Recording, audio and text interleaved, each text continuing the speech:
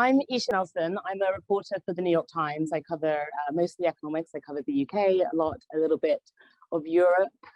These days I'm kept very busy by Bank of England, the European Central Bank, but I'm based here in London. I'm really excited to host this conversation with Russell. I'm just going to say that we're a smaller group, and so I would like it's called an in conversation, but it's not just an in conversation with us, be a conversation with you. Please, have questions ready. And as we're talking, if you have a question relevant to what we're talking about, just throw your hand up and would like to bring them in and include them. I know some of you know Russell, and I'd like to encourage you to be as mean as possible. Don't allow that to be, no softball questions here. Thank you. We want to keep it lively. But yeah, I just would like to say that let's just have questions as we go. Please interrupt and do actually have a question. I don't want to have to do a very embarrassing stopping people who don't have questions but have their own versions of the book. We're here to hear all about Russell's view. So, and I will also say this is being recorded. It's not being live streamed, but it's being recorded, so people will be able to listen back from tomorrow. So if you could also introduce yourself when you're asking a question, that'd be really great.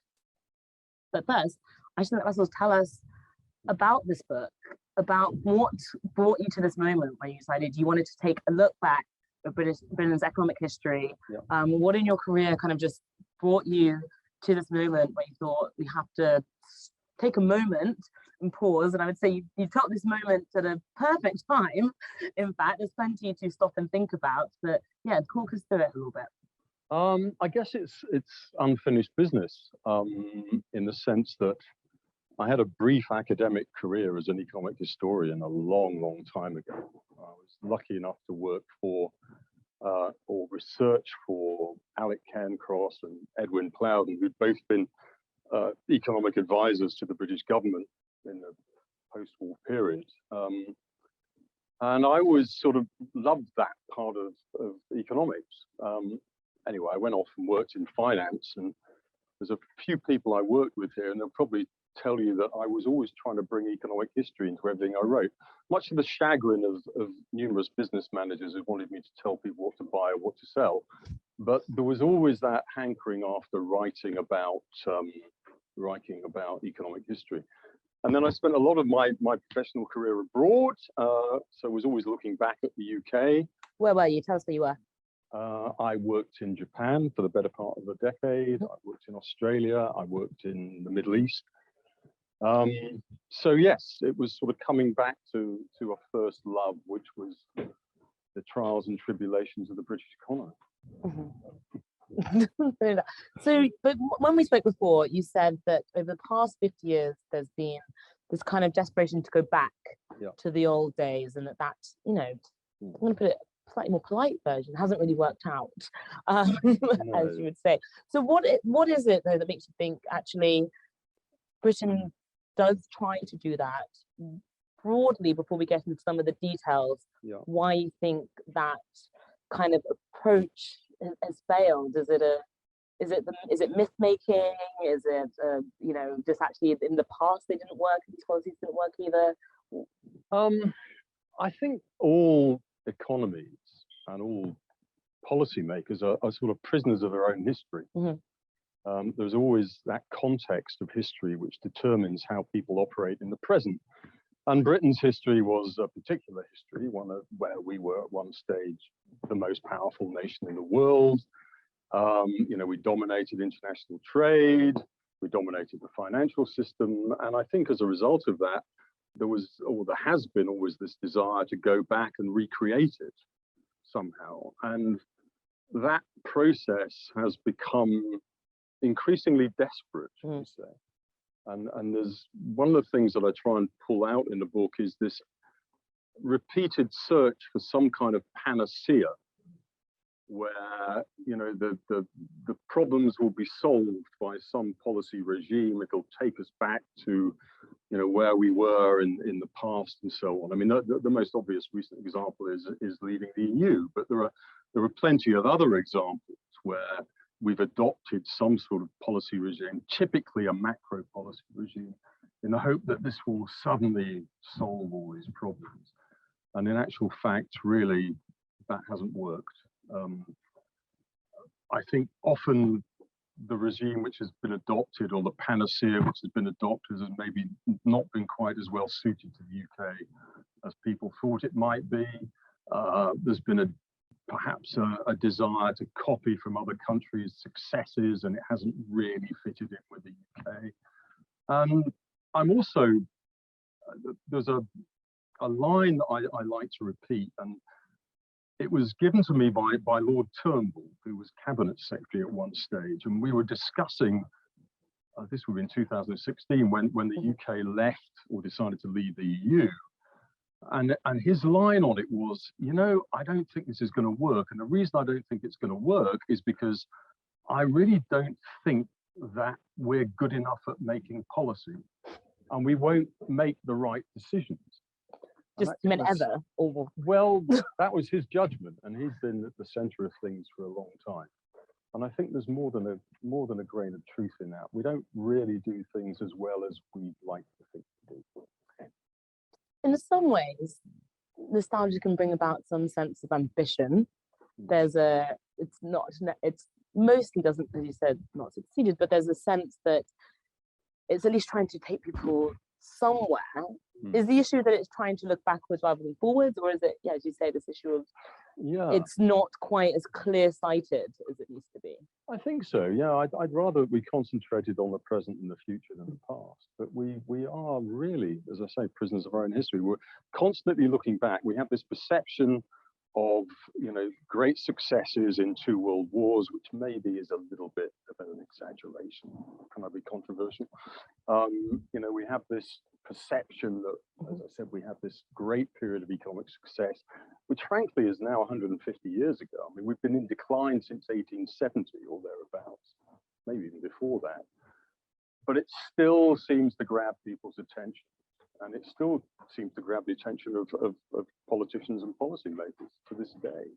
So if you haven't seen the book yet, it does a very useful thing, which is it kind of takes us through government since the 70s and kind of assesses their economies. It weaves in some of the changes also in kind of macroeconomic policymaking and theory that's happened through those periods as well. So it kind of really nicely combines these 2 elements. But I'm going to almost quiz you and let you to start. Can you just take us through the governments that you're covering in the book, and just to help us kind of set the ground here, tell us what you think was either the kind of the biggest economic legacy they left, or the policy that they were really trying to implement. Obviously everyone was doing a lot of things at once, but if you could summarize an overarching kind of goal or approach, run us through.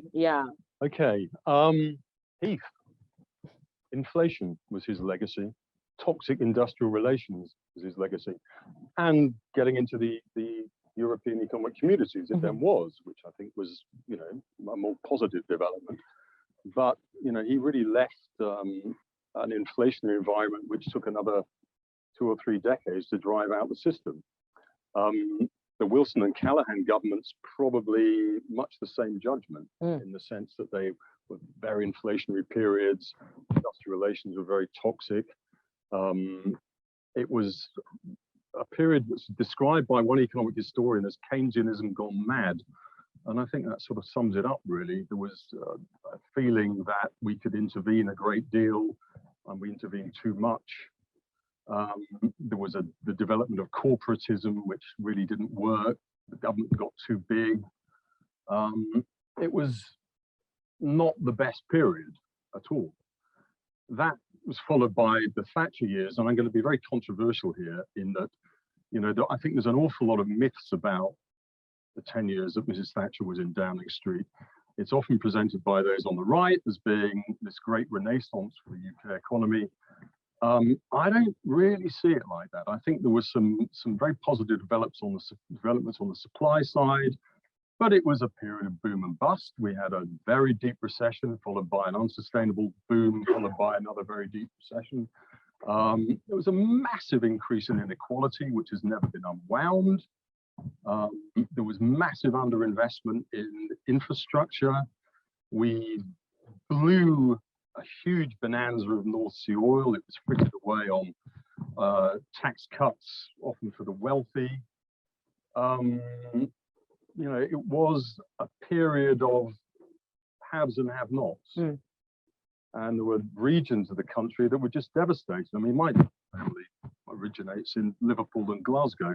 It's very hard to have a positive view on Mrs. Thatcher's period of government if you come from that kind of background. On the other hand, if you were an estate agent in the southeast, I'm sure it was a wonderful time. But, identify yourselves now, yeah. if any of you, yes. Okay. The other thing was that there was, I think, excessive deregulation, not least of the financial sector. Initially, that generated a great renaissance for the City of London. I was lucky enough to be part of it. But it came back and bit us in the backside 20 odd years later in a very major way. And that light touch regulation of the financial sector was something that began with her governance. So I'm less than enamored by them, really. Although, as I say, I think there were some very important supply side developments. And frankly, the pendulum had to swing in 1979 because, the previous administrations haven't really worked out terribly well. John Major will always be remembered for the ERM crisis. I think there's a certain irony there in that I think we ended up after the ERM crisis with probably the best macro policy regime that we've had, which was inflation targeting and an increasingly independent central bank. It wasn't perfect, but it was a hell of a lot better than most of the things which had gone before. What Major will also be remembered for is the fact that any consensus within the Conservative Party on Europe was blown apart. We've been reaping the rewards of that latterly as well. Blair, I think, very good for 2 terms, and then I'm afraid not so good for the third. I think the Blair-Brown axis was lucky. It benefited from some very good international situations, rise of globalization and so on. It was a nice background, and they didn't mess it up, at least not until the end. I think Gordon Brown got a little bit carried away. Not for the first time, a chancellor got carried away, sort of confusing what was a cyclical boom with structural renaissance. And at the end of that period, the downsides of all the financial deregulation that have been in place since the 1980s really came through. I actually think Brown did a pretty good job in the global financial crisis, but by that stage, I think politically he was dead. There was no way back from that. But I think British policy making in general set a very good example for the world at that stage, and Brown had much to do with it. So I think that wasn't such a bad period. Osborne and Cameron, Brexit, which was the biggest own goal imaginable. Frankly, the biggest policy error of the entire period. And on top of that, this very deep austerity, which I think probably had a lot to do with the Brexit vote. I think George Osborne probably proved that if you try and concentrate too much austerity in too short a period of time, you don't win. You get slow growth and you don't really do much to improve your budget position. And then we go on to the really more controversial ones.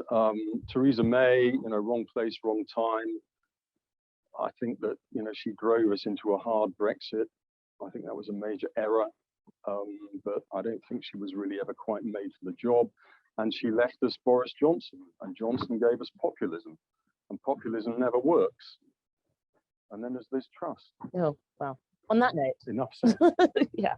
On that note, do you feel like there is this story of nostalgia, of looking back, of looking at the past throughout all of these governments, or was it a more recent phenomenon? Because obviously some of them were just very much dealing with the moment that they were in, particularly dealing with high inflation or de-nationalization. Maybe those were just over a longer period of time, kind of crisis fighting times. But yeah, is that a long-term part of British history? Conservative governments, by their very nature, tend to look back more than perhaps Labour governments do, and certainly latterly, the rise of the right wing of the Conservative Party has been very much tinged with this nostalgic view of the past. But, you know, they're not unique to that. You know, some Labour governments have done the same. But I'd say the Conservatives probably are more culpable. Mhm. Yeah. For the sake of a more enlightening conversation, I'm going to cut us off at Truss, so she's not in this bit of the conversation. Johnson's the last one. And ask you, who you feel like did the best and the worst under the circumstances they were in? We will give them, you know, we will give them their favourable, unfavourable backdrops, but with what they had. Gosh. I think the most successful period for the British economy and the review is from 1993 to 2007. So it's the back end of the Major administration and the first parts of the Blair-Brown administration. But as I said before, I think a lot of that was down to external circumstances and actually making probably the fewest errors. I mean, for example, we had the opportunity to go into the euro in the early 2000s, and we didn't do it. We dodged the bullet. And I think if we hadn't done that, and if there hadn't actually been that tension between Blair and Brown, and we had adopted the euro, I think the situation would have been far worse when the crisis came round. But I think that period, spanning Major and the initial part of the Blair-Brown era, was probably the most successful. You know, I think a lot of people would say, "Oh, it must be the Thatcher era," but I come back to the points I made about that. It was very much a period of good and bad. As I said, I think Brown did a good job in the crisis, but it was a thankless task. Like, you know, politically, no government was ever going to come out of that situation and win the election in 2010. Too many people were damaged, too many people were hurt. There was too much malfeasance. But no, I'd say Mr. Major and Mr. Blair probably the best. How much weight do you give to the argument that while that kind of seems to be the stronger period, that a lot of that maybe wasn't real, was too heavily skewed towards the finance sector, was not a good enough foundation, and that actually with history we should with hindsight we should maybe look at it a little bit more critically? Well, I think we should definitely look at it critically. I think the record, if you look in detail at, say, the productivity stats for that period, certainly in the Blair years, productivity growth in the market sector was about 2.75% per annum, which is a pretty good record historically. And I think the breakdown shows that only about a quarter percentage point of that was from the financial sector. So it was a broader expansion. And I think that the criticism that, it was all just a big asset boom is probably a bit misplaced. But, you know, clearly there were unsustainable forces that came through at the end of that period. There was too much asset price inflation. I think Gordon Brown delivered more fiscal expansion in his period as Chancellor between 2002 and 2005 than he did during the crisis itself. And I have no doubt that when the crisis came round, he was thinking, God, if only I hadn't pushed the button so hard, I would have more leeway now to actually do something about this very deep crisis. So, yeah, of course, there were lots of errors, but I think it would be unfair to just say it was all down to finance. That time. Who did the worst? God, that's a tough one. I think that, you know, the Heath period was shocking because it had such a horrible legacy in terms of inflation becoming very embedded, in terms of industrial relations being poisoned. It's very difficult to actually drive those processes out of the system. It took a long time. But the worst was you know, the last couple of governments, I think. I come back to Brexit as a huge error, and I come back to Liz Truss as somebody who put in place, you know, a shockingly unfair, inflationary, unfunded set of policies. I mean, we can go around, I think, in circles around Brexit, because it's, you know, forever we say, well, was it really a vote about economics at all? And so, you know, economists can sit in circles and say what they want until the cows come home. But in the end of the day, people say, well, it was really other choices that mattered. And And then it's like, well, once the vote had happened, as you say, made kind of the politics of the moment is probably what led to that kind of harder version of Brexit. And now I don't know how to describe what this is, some sort of, it's not a middle ground, it's the middle ground of the hard Brexit, I guess. I don't know what to call it anymore, but you know, there's some efforts to kind of lean closer to it without actually looking like that's really what's happening. I think, you know, the economics of it always seem to me to be very clear. I mean, the only people who ever thought that the economics of Brexit were going to be good news were very much on the fringes. Of both sides, Of both sides, but predominantly on the right. So the economics are very clear. I mean, you know, 40 or 50 years, we may look back and think, oh, what a great decision that was. I don't know. I mean, I'm not very good at predicting 40 or 50 years ahead. As you said, I certainly understand there were broader political considerations, and the economics in the end was sort of dismissed, really. It was a very emotional decision. But I mean, you know, I can comment on the economics more than anything else, and it was always going to be very tough. I mean, there's some great research actually done, not so much by people looking ahead, but Nick Crafts, who's a professor at Warwick University and one of our best economic historians, did an analysis of what the membership of the European community and the EU had actually done for the UK over the previous 40 years. And he came up with a figure that it swelled GDP by about 10%. And I think that sounds pretty sensible, really. So the economics of it were always going to be difficult. And then we took a lot of decisions to make the nature of that rupture with the EU a very hard one. And that increased the cost. So the National Institute, you know, thinks it's probably about what we've lost about 5 percentage points of GDP, something like that. Who am I to try and contradict the National Institute? You know, the OBR has a similar figure. So at the moment, that seems to be the cost. But perhaps there's more to come. I think it probably is. Yeah, one of the things I know from what you've said is the importance of kind of the international backdrop to how the UK kind of has fared, and kind of taking advantage of that, or at the very least not messing it up too badly. In terms of the periods where you think actually it hadn't worked out so well, how much of that would have also been international backdrop? You know, how much of what is happening in the UK constantly really does depend on our place as an small open economy versus what actually our chancellors and prime ministers can really achieve? Well, we're a small and open economy, that's for sure, and so we're always going to be blown around by the the storms of the international economy. I think that if you look back through history, the 70s were a very difficult situation because we had two big supply shocks, which nobody seemed to know for a while how to deal with. The sort of Keynesian conventional wisdom of the time was completely discombobulated by them. So that made life difficult for Edward Heath. It made life difficult for Wilson and Callaghan as well.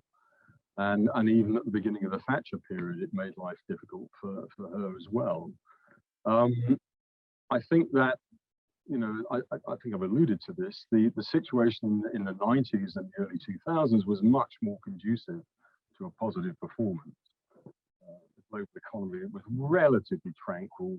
We could benefit from some of the positives of globalization and so on, even though there were negatives too. Gordon Brown again in 2007, what chance did he have in trying to face an absolutely massive economic shock, the likes of which we haven't seen since the 1930s? And latterly as well, it's been tough since the global financial crisis for any government. The international environment hasn't been great, whether it's been because of a pandemic, whether it's been because of the crisis in the EU, the debt crisis in the EU, or whatever, or Ukraine. It's been difficult. So I come back to who did best, and it's those years from 93 to 97. But blimey, the international environment was much nicer then than it has been at any other period in the last 50 years as well. I'm gonna open up for questions in one question. So see if we hand up.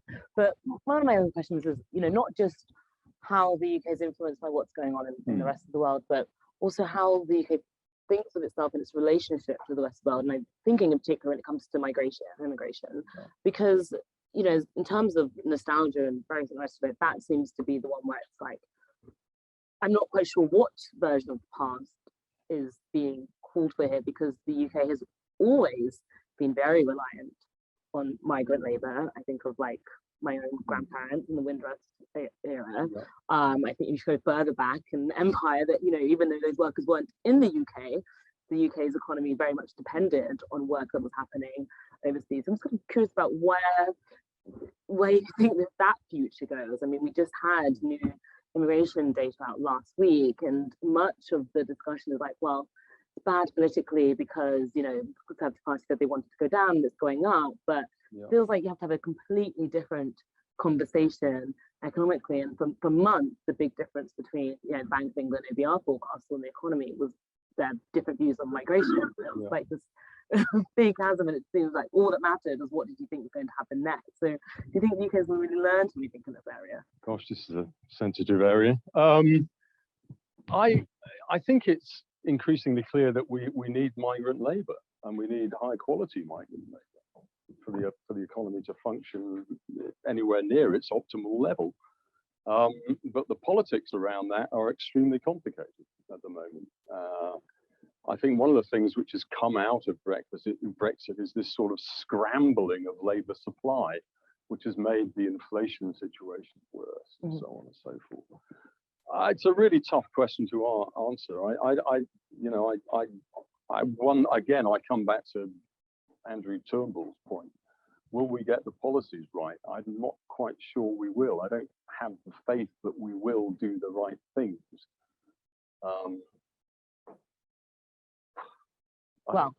On that depressing note, questions. 1, 2, and then I don't know if there is a microphone or if you have to speak really clearly. Oh, there is. Can you bring it to the front for me? Thank you. We're just going to do an interim round of questions and then more at the end, so we'll have more time to think. Just at the front here. Thank you. Write these down because the memory is not what it used to be. Thank you, Bernard Casey. Your book is entitled The Tyranny of Nostalgia. And nostalgia always seems to me to talk about a past. Now, I also come from Germany. In Germany, we have this interesting term called Zeitgeschichte, which is contemporary history. And indeed, much of what you talked about is what, if I were talking about Zeitgeschichte, I would be talking about the time within the memory of people and the experience of the people who are actually alive today. So you started talking about the Heath government sort of period and onwards. So this is kind of my period of awareness. And you talked about experiences within that. And you talked about experiences of, you know, since 1993, which is even more recent. So nostalgia, and you never really made reference except very, very vague to sort of something which really was nostalgic and outside my time and outside contemporary time. And I was thinking this sort of nostalgia goes a lot further back than that. Well, I agree. I'm going to stop people from answering yet. We're going to gather more questions first. Behind you. Yep. Hi, Paul Churko. Russell, you mentioned this is probably the worst year of the last two governments, not counting Mrs. Truss. But you haven't mentioned Bank of England. Some economists would characterize quantitative easing as gross economic mismanagement, and the leadership of the Bank of England, the last two governors, as incompetent. Would you? Okay. One last question. It was this side. Yes, thank you. Andrew Fraser. Talking of going back, I was struck that you didn't go back as far as the Attlee government. Right. Because all the governments you've discussed were inheritors of a quite extraordinarily radical period between 45 and 51. Yeah. And I was struck reading Toby Young's book on Britain and Europe, how when the British cabinet didn't engage in the European debate in that period because cabinet meetings were dominated by balance of payments crises and foreign adventures. We had 100,000 plus soldiers in Korea, and people like me were growing up in Malaya in the middle of the emergency, and British cabinets were still focused on that. And the costs that these governments inherited from the Attlee reforms, for better and for worse. Mass nationalizations, huge expansion of a welfare state, and a national health service was going to pay for itself because we're all going to be healthier. To what extent are the governments you have discussed victims or beneficiaries of those years? Great, thank you so much. We're going to pause there. So what I'm hearing is that you have to write another book that goes further back because you haven't quite done enough in one book. So well, I think your publisher's here somewhere. So there is a scene-setting chapter that focuses on the initial post-war period. So that Attlee government is covered in that, and I do hark back to an earlier period than 1970. That's for sure. And I think a lot of the feelings of nostalgia that people feel were generated by what were perceived as victories in 2 world wars. There was a feeling that we've been on the winning side, we didn't have to change much. Certainly where Europe was concerned, it generated some very strong opinions, which was, you know, we haven't been invaded, our country isn't a failed state, our institutions have survived this, we don't have to change, we don't have to get in bed with Europe. You know, the efforts on the part of European politicians to bring the UK into the European coal and steel community and so on between the late 40s and 1955, when the Treaty of Rome came in 1956, you know, they fell on deaf ears. UK politicians were not interested in going down the European route. There was still a feeling that we had a special relationship with the United States. We've been on the same side of them. They'd helped us out in the Second World War. We need to continue to side with them. And I think it was only post-Suez that there was a recognition that, hang on a minute, Europe's actually doing rather better than we are. It's bounced back from the war very well. This European community thing seems to be doing rather well. And Macmillan recognized this in 1960. And he was the first British Prime Minister who essentially said, we need to hedge our bets on both sides of the Atlantic, because, you know, Europe is our closest market and it's booming and it's doing better than us. So there was a change of attitude around that time. On the Bank of England, gosh, Paul, that's a good question. The first point I'd make is that I don't think any major central bank over the last 20 years until recently has had much option than to hold interest rates close to the zero bound. That's to say that that level of neutral interest rates in the global economy was set by the forces of ex-ante savings and investment, and they dragged the whole level of global rates down towards zero. So the scope for any central bank to sort of push rates above that or below that is limited. The other point I'd make is to consider the counterfactual. And what would have happened if the bank hadn't gone down the avenue of quantitative easing during the crisis? And my sense is, notwithstanding what I said about neutral rates, that recession would have been more akin to the 1930s than it was to the one we experienced. So I think the Bank of England was right to go down the QE route, especially when markets were dysfunctional. I think so is the Fed, so is the ECB. When you've got massive credit spreads, there's a requirement for the central bank to get involved to try and bring them back down to earth, and that's what they did. I think where I'd have more sympathy for what you're saying is that QE was kept in place for too long, and too much of it was done during the pandemic. But at the bottom of the crisis itself, I think the bank did a pretty good job. And I also would make the point that, you know, Keynes made a bit of a comeback in 2008 and 2009, and governments came in and spent quite a lot of money. And I think that was a very good thing. If ever there was a time when you wanted to apply Keynesian policies, it was then. But they were unwound too quickly. And it meant that huge amount of pressure was put on the shoulders of central banks to pick up the slack. So the balance, the mix of fiscal and monetary policy was wrong. We should have had more fiscal support, and we wouldn't have had to use QE and unconventional policy tools so much. So I'm probably more critical of what the bank's done in the last 2 or 3 years than I was over the previous 20, should we say.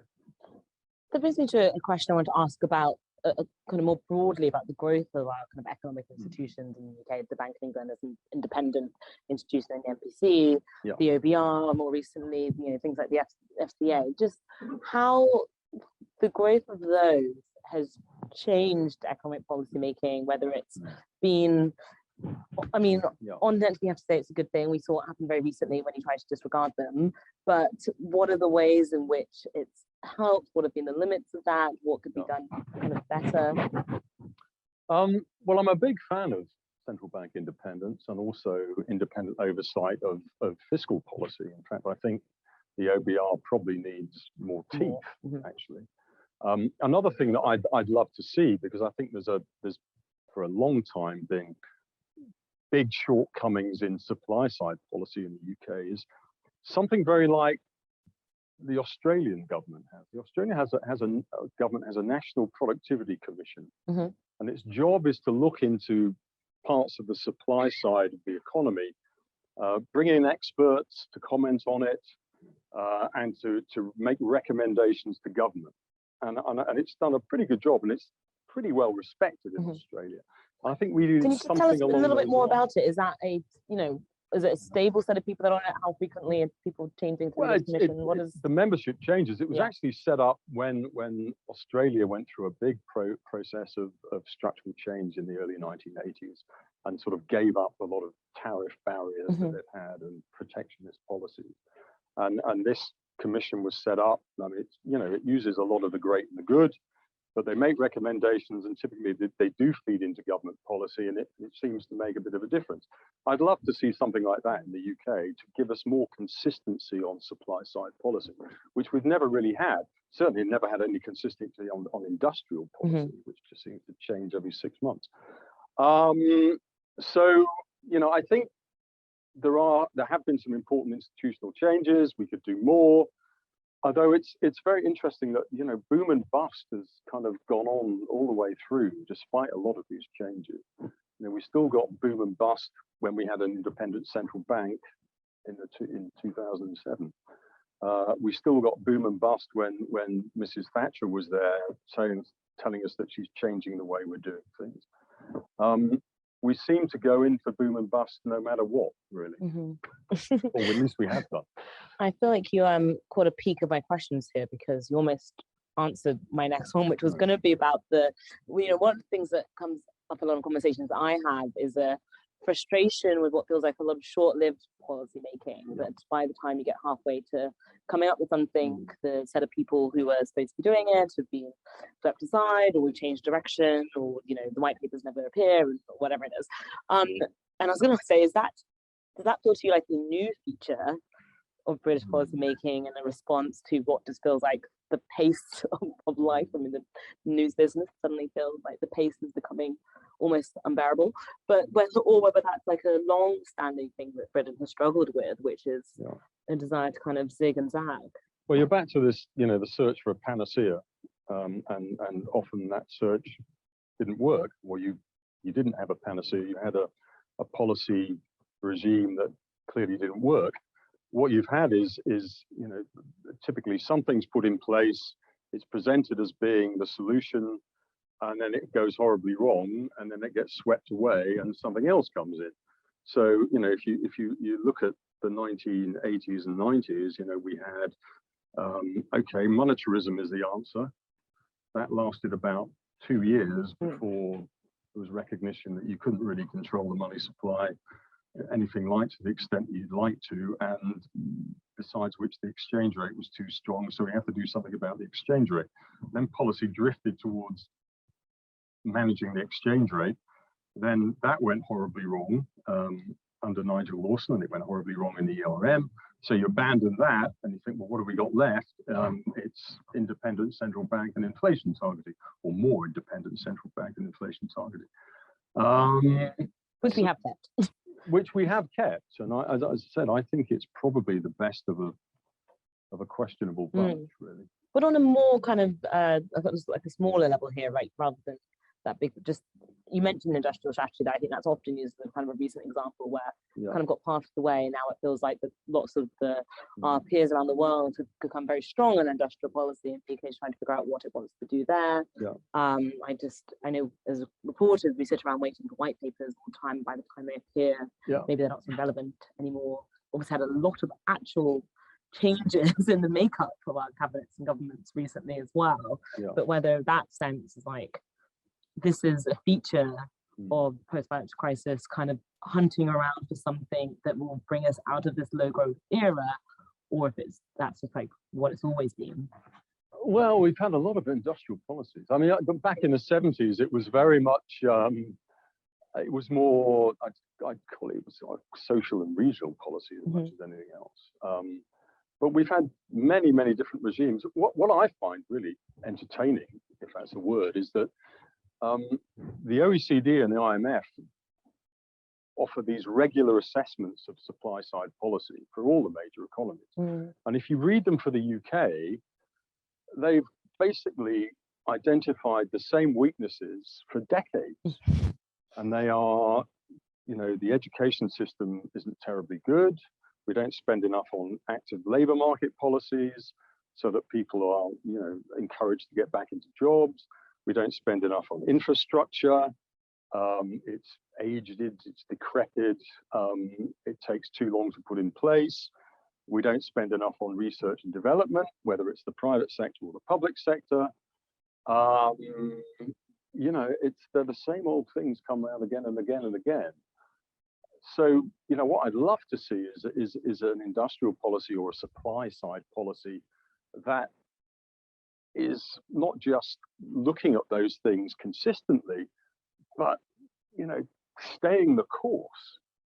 One of the great losses, I think, was North Sea oil. We had, I think at its peak, North Sea oil was equivalent to about 3% of UK GDP. The government at the time decided to use it to fund tax cuts.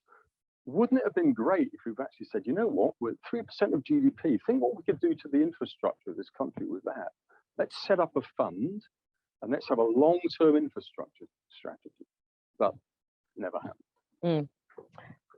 Given that the problems are familiar to us and repeated through time, is there a type of economic goal setting that works? I mean, your book is full of examples of it quite drastically failing, or being taken to kind of its extreme. And we had the Barber boom and full employment. Very recently, we had whatever Liz Truss's goal was. I can't remember the number now, but for a couple months now, it will sear into my brain. And Labour's described, should have been power, it's going to have the highest sustained growth of the G7. So yeah, is there a time when, is there a version of this sort of like clear goal setting could work?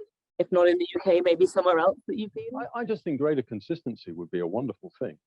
And not expecting instant gratification. That's something else which seems to appear with great regularity where UK policy is concerned. But staying the course a bit more, thinking over the longer term. I mean, one of the big problems with supply side policy is that it has a very long gestation period. And often the rewards are reaped not by the current government, but by one or two government heads. So politicians are often reluctant to really take the risk with it because they're scared to death that it'll be the next government that benefits from it. So that's a tough one. How do you get over that issue of a 5-year electoral cycle and how it affects policy? I'm really not sure precisely what the answer is on that one. But greater consistency would be a good thing. Not trying to manipulate the economy around elections would be a great thing. Because that sort of political business cycle which we've had since the Attlee government, frankly. You know, every time there's an election, the government will boost the economy some, or try to, through tax cuts or spending of some kind. And then they have to take it back again afterwards. So consistency, yeah. That will be. At risk of getting thrown out of this room, I'm going to suggest that we give the politicians a break and talk a little bit about economists. Oh God, right, okay. So Yep. I'm still your friend, but I would, you know, your book does also talk about how macroeconomics has changed over the years, and you know, one of the things that has changed is obviously the influence of economists over policy making. You know, while we talk a lot about what our chancellors and prime ministers have done, they've had many economic advisors out of wherever they come from to have, you know, offer these ideas. It's not been entirely on their own. And there's been, I mean, I wonder if there's enough, whether it's modesty or admission of, you know, how little we actually can truly know about what's happening in the economy in real time, and some of the tensions between wanting to have clear rules and guides and set clear things about what we should happen, and actually a lot of it is actually very unknowable. And maybe that is what leads to some of this being zagging and confusion and failures and looking for the next thing. Well, I think the economics profession is culpable, definitely. So are people in the civil service. You know, they've been, I think, captured by many of the same things that the politicians have. Although ultimately, you know, the buck stops with the politicians. I mean, they're the ones who really make the decisions. But I think you're right. You know, the economics profession has itself in its country got, you know, a bit carried away.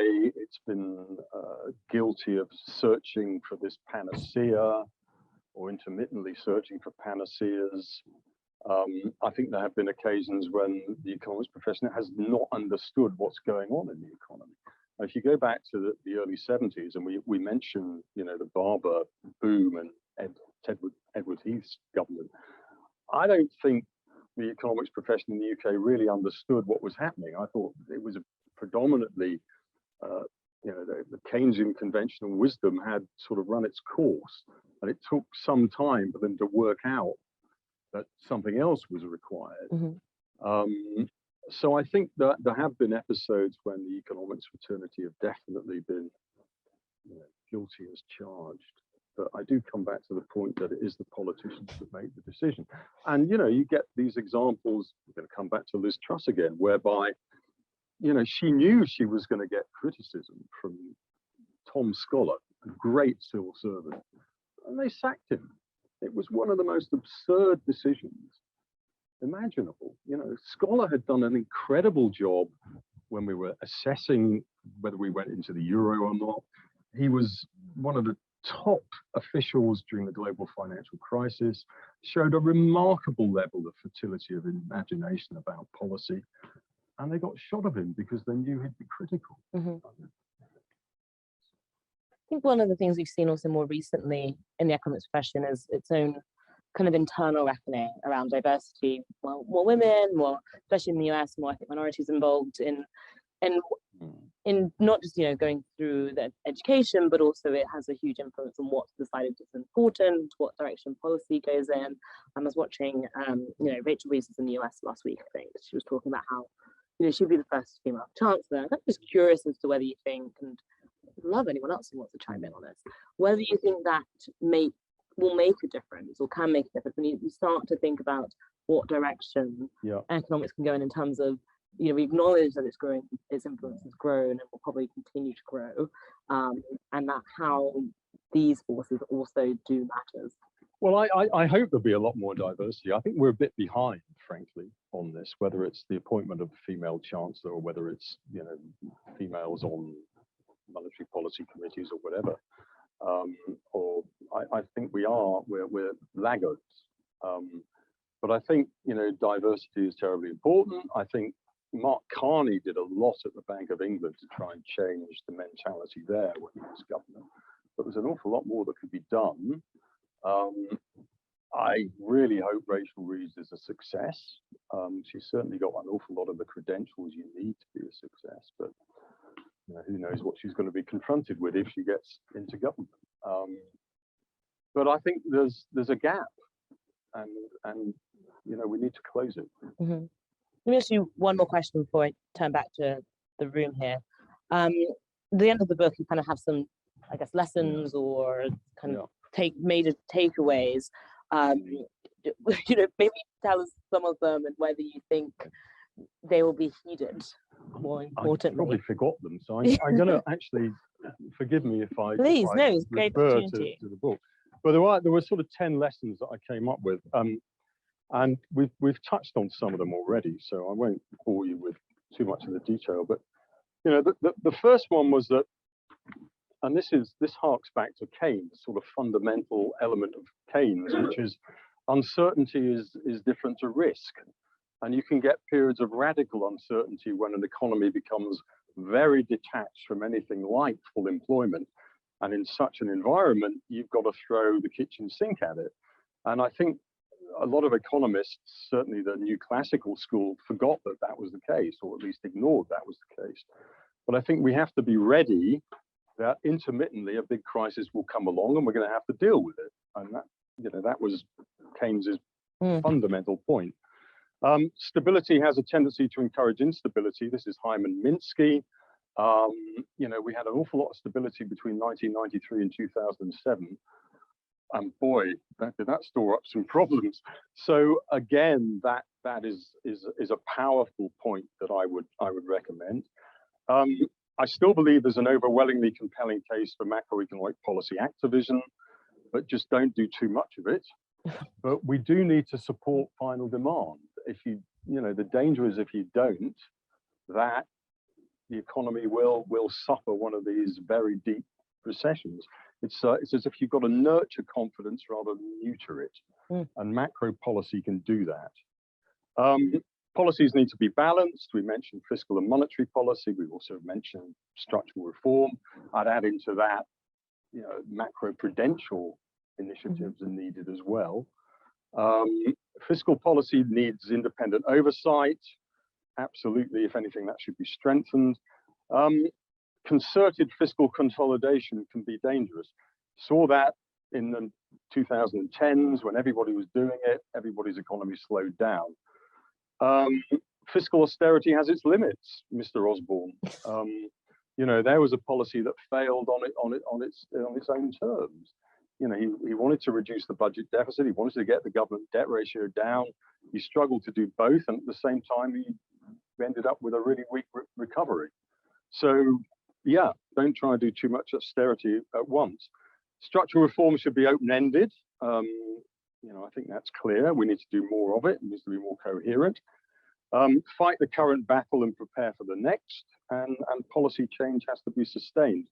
These are very general points, but I think they're, you know, if we'd actually cleave towards those a bit more over the last 50 years, maybe the record would have been slightly better. Great questions. Okay, we need new. We can come back to both of you, but I would like some new hands. Surely we'll have one here.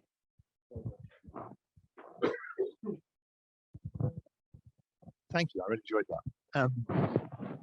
Couple of it's a. Sorry, can you introduce yourself? Sorry, my name is Wilhelm. I'm sure I haven't seen the book. I plan to buy it now. But it's slightly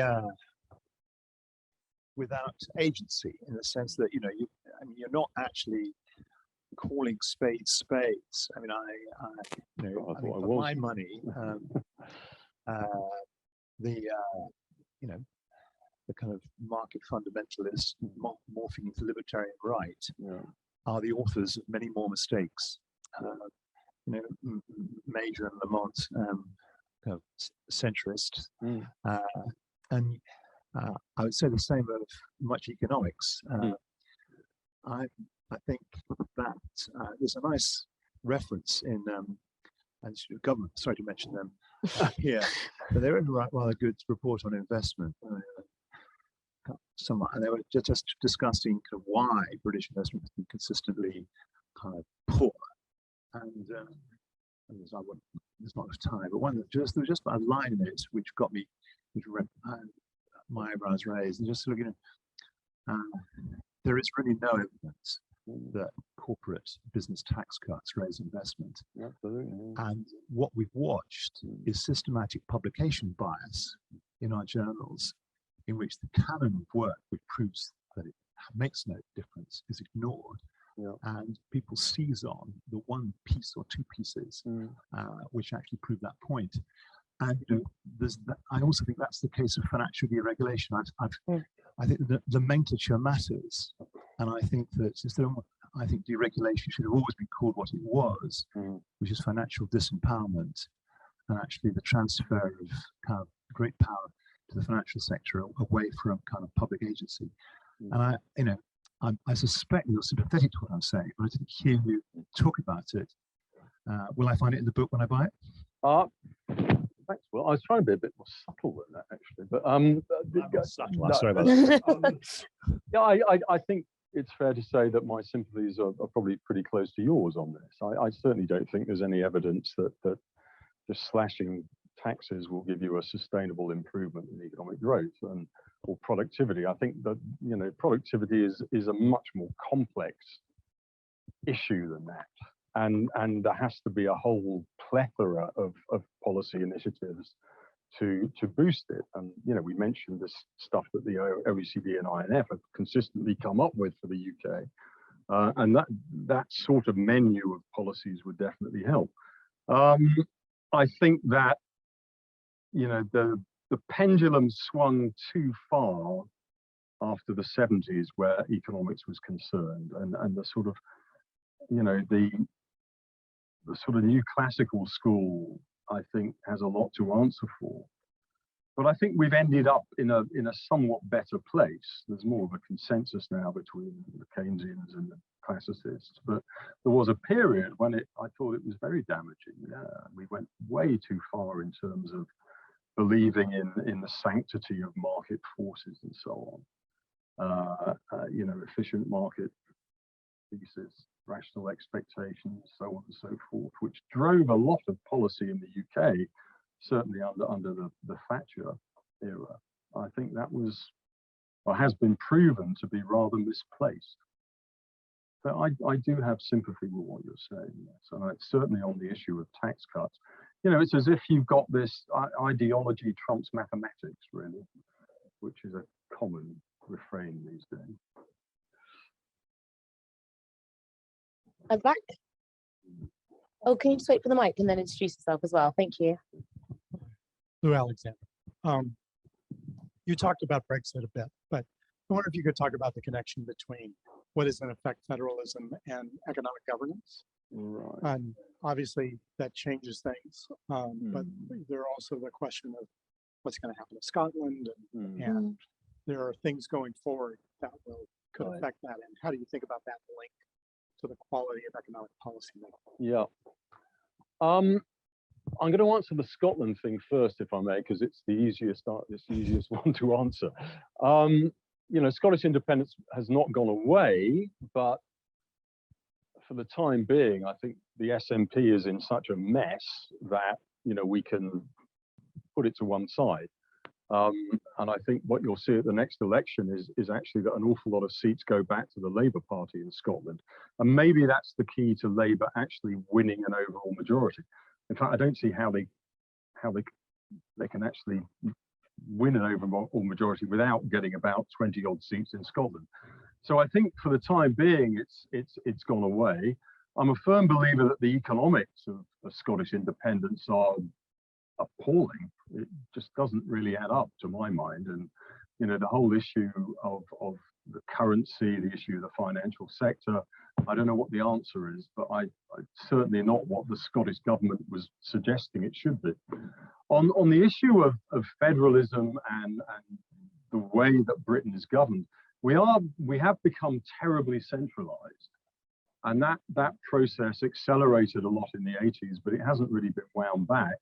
And I think that there is if we're looking for solutions to productivity or the productivity problems we have, I think putting greater power in the hands of local governments or of municipal governments would make sense. I guess I'm just not, I don't know enough about how the politics of that would come about, but my sense is that we're moving down that road. My sense is that we are, that's the direction of travel, but I probably don't know enough about the subject to say, to give you a clear steer on the timing. But I certainly think it would be a good idea if more power was put in the hands of mayors to make decisions for big conurbations and so on. So I am a fan of that. I would see that as a structural policy that we should be adopting. I know I'm normally in charge, but I'm going to ask someone how long we have. Oh, Blair's time. Well, we don't need to use all the time, don't need to, but let's take 2 more questions. I'll do 1 more round in a moment to see if there's more, and then we can wrap up if not. Yeah.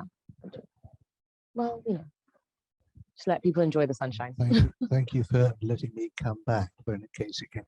I want to sort of follow what Will Hutton sitting next to me said, which is the lack of agency. You talk about political cycles. Everybody's driven by political cycles, at least in the world that we think we want to be. And I'm not sure that ones that are driven without political cycles actually perform any better. So this is not a UK problem. No. And, you know, sort of, so everybody ought to be, you know, that nostalgia ought to permeate everywhere. Our economists are not worse than anybody else's economists, I wouldn't say. And so everybody's got that problem. So I still kind of can't see what is peculiarly UK specific about this, and why are we in so much more of a problem than everybody else, unless we are driven by some greater, we come back to this nostalgia that we are talking about, a problem, and are we more loaded with this than anybody else? Well, I mean, I lived in lots of places for long times, and I'm not particularly sure that that is the case either. Just on a passing matter with respect to devolution and productivity needs to be solved like that. Those of you who read Private Eye, like I do regularly, look at the incompetence of local governments, the corruption of local governments, which, you know, sort of outshines much of what happens at national level. So perhaps you can also comment upon that in passing. Thank you. Goodness me. Right. The one behind at the same time. Yeah, Steve. Russell, whatever become monitors? We're monitors now. Where are monitors? Monetarists. Some people would say that inflation went out in the Barber period was the greatest problem because it was intractable. Some people would argue that you can't get inflation down without a real interest rate. Now we've moved from 0 to 4.5%, but in terms of real interest rates, we're still negative. Okay. Let me try and answer the gentleman at the front's question first. What makes us different? Maybe the first past the post-electoral system makes us different, and it makes it harder to get consensus. Consensus policies, not just across one electoral cycle, but across many. God, I sound like a member of the liberal elite here. But, you know, perhaps a change in the voting system would produce more sustainable policy solutions. You know, that's certainly something which makes us somewhat different to much of Europe, this first past the post-electoral system. And it's certainly, you know, the record hasn't been great. Maybe we should try something else. On the issue of local government, sure, you know, I can't argue against that. Private Eye's been spot on that. But nevertheless, I think if you have the sort of situation that we have in the UK, where you have these enormous disparities between, you know, London and the southeast and the rest of the country's productivity performance, I think you've got to act more specifically on those areas of the country which are not doing terribly well. And that means I think you have to migrate some degree of governance towards them.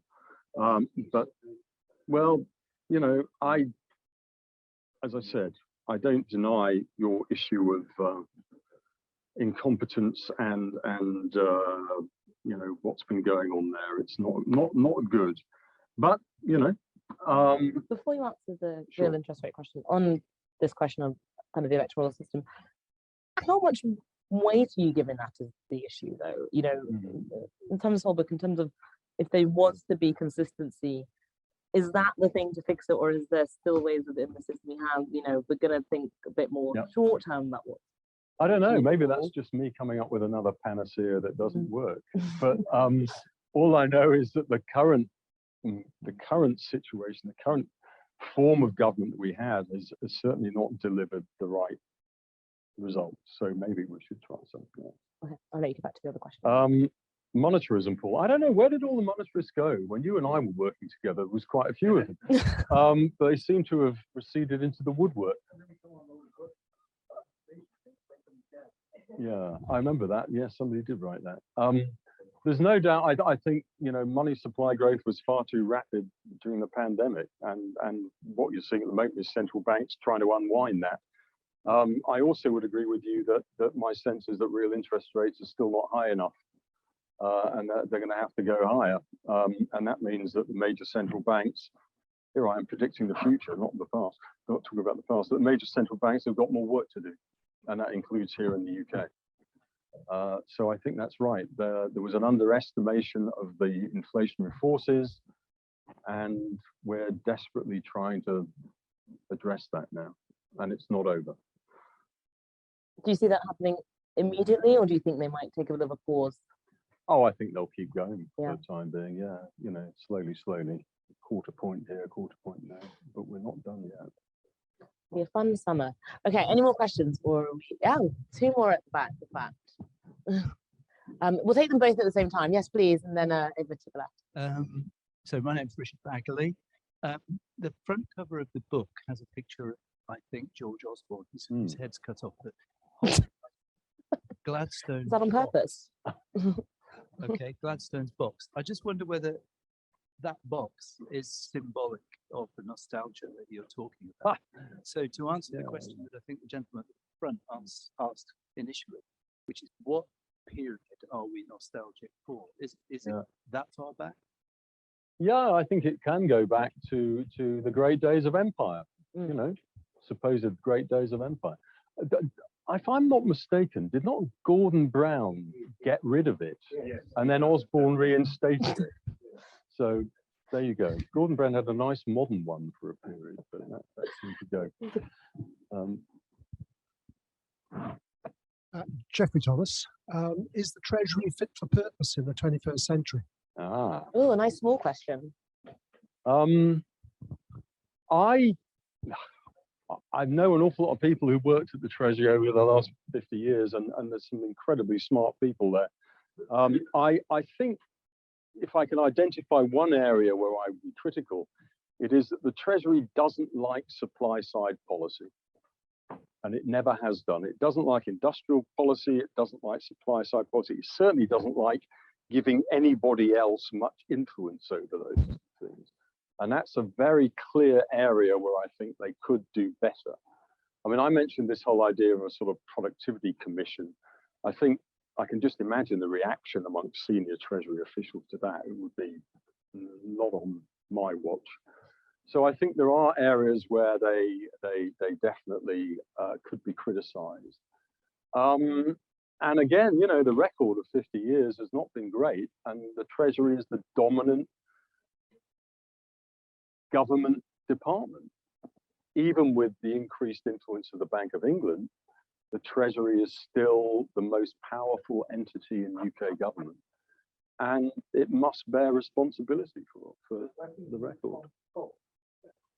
Does that include? Well, he doesn't work there anymore. He's on the boot. He was there for a long time. He was. I think he did some great stuff, wonderful stuff certainly in the middle of the financial crisis, and also he was a sort of swamp or something, or a blob around. Is that what you're suggesting? Put it this way, I'd say he was an exceptional talent. I'm not really sure I want to comment too much on other individuals, but he was somebody that I thought got very badly treated. I think we're out of time. Yep. We will let this. Oh, okay. I'm going to let you do the final question, and then we are fully out of time. Hi, Ed Cornford from the National Institute. Yeah. I grew up with the shadow of 2008, and for me, low interest rates and kind of QE, that's not unusual. That's normal, and that's what is kind of expected.